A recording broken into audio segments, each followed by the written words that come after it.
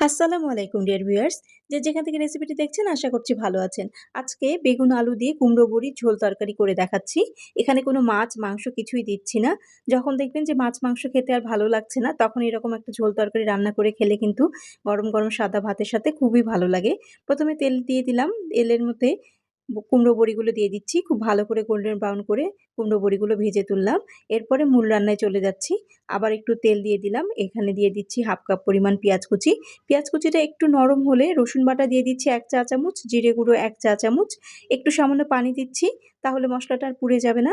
এরপরে একে, একে দিয়ে দিচ্ছি হলুদ গুঁড়ো 1/2 চা চামচ, মরিচ গুঁড়ো দিয়ে দিচ্ছি ১ চা চামচ আর লবণ দিয়ে দিচ্ছি ১ চা চামচ। মরিচ আর লবণটা সম্পূর্ণ যার, যার টেস্ট অনুযায়ী। কেউ বেশি লবণ খেতে পছন্দ করে, ঝাল বেশি পছন্দ করে, কেউ আবার কম পছন্দ করে। এখানে বেগুন আর আলু বেশ বড়, বড় টুকরো করে কেটে নিয়েছি। এখানে 1/2 কেজি পরিমাণ বেগুন আর আলু আছে। এই তো মশলার সাথে ভালো মতো বেগুন আর আলুটাকে কষিয়ে নিলাম। এরপরে ভেজে রাখা বড়িগুলো দিয়ে দিচ্ছি। ভেজে রাখা বড়িগুলো দিয়ে দিচ্ছি পানি বেশি করে, কারণ আমি এটা একটা ঝোল তরকারি রান্না করব।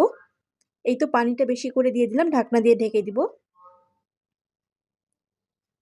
ফুটে ওঠা পর্যন্ত অপেক্ষা করছি। যখন ফুটে উঠবে তখন ঢাকনাটা খুলে একটু হালকা করে নেড়ে দিচ্ছি। এভাবে বারবার করে ঢাকনাটা খুলে হালকা করে নেড়ে দিতে হবে। বেশি করে যদি নাড়াচাড়া করা হয় তাহলে কুমড়ো বড়িগুলো ভেঙে যেতে পারে। ঢাকনা দিয়ে ঢেকে দিলাম। এরপরে অপেক্ষা করছি বড়িটা আর আলু বেগুনটা সিদ্ধ হওয়া পর্যন্ত। যখন ঝোলটা কমে আসবে, যে পরিমাণ আমি ঝোল চাই সে পরিমাণ ঝোল আসলে এরপরে বেগুন বড়িটা নামিয়ে নিলাম। এই তো সবকিছু সিদ্ধ হয়ে গেছে আর ঝোলটাও ঠিকঠাক আছে। যখন মাছ মাংস খেতে ভালো লাগবে না তখন এরকম একটা কুমড়ো বড়ি দিয়ে বেগুন আলু ঝোল তরকারি খেয়ে দেখবেন। গরম, গরম সাদা ভাতের সাথে এই তরকারিটা ভীষণ ভালো লাগে। আজকে আসছি, ভালো থাকবেন।